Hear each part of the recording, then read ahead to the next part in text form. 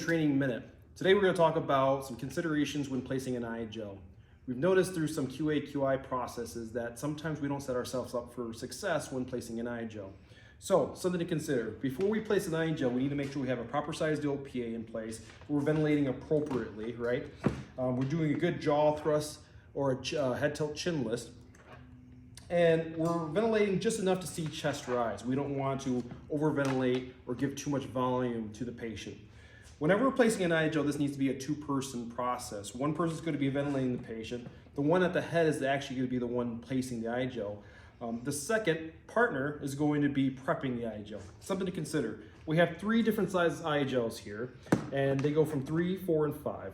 You'll notice that they range from different weights, okay? Now, it's in kilograms, and I believe on the actual packaging, it also has converted into pounds. This is going to be for the patient's ideal weight, so I want you to keep that in mind. Don't get caught up on the fact that the patient's a lot larger than 90 kilograms, which is our largest IGel. Think about what their ideal weight may be.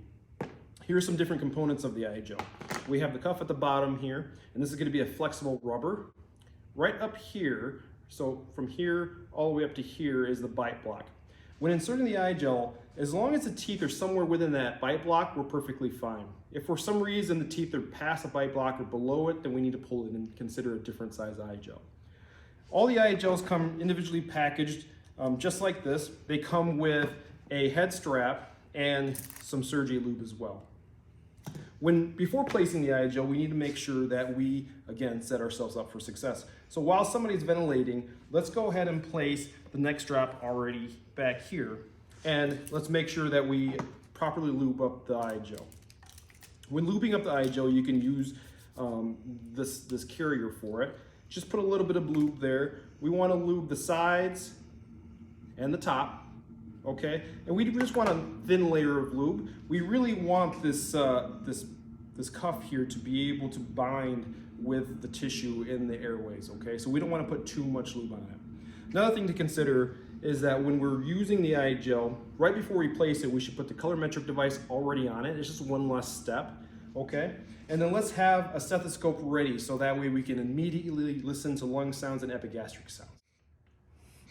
Okay, we've decided to go ahead and prep for an IGel use. John here has prepped the orange size 5 IGel. He has placed the neck strap already behind the patient, and I've instructed him to pull out the OPA when I stop ventilating. Once I have the IGel in place, he's going to listen to lung sounds while I confirm on the colorimetric device. Ready, John? Yes. Okay, 1, 2, 3. Place the patient in neutral position. We're going to insert until we meet definitive resistance.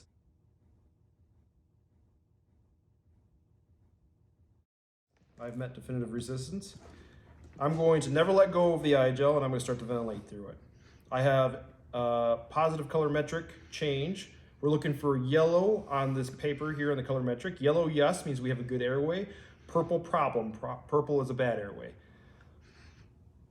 John, how are the lung sounds and the epigastric sounds? Sounds good. Sounds good. We would then go ahead and secure the airway. John, go ahead and do that for me. Again, never letting go of the airway until it's fully secured. Something to keep in mind is that every time we move a patient, we have to reconfirm the airway, which means lung sounds, epigastric sounds, and make sure we have no change in the colorimetric. Now that it's secured, I can let go, and I can just focus on ventilating the patient.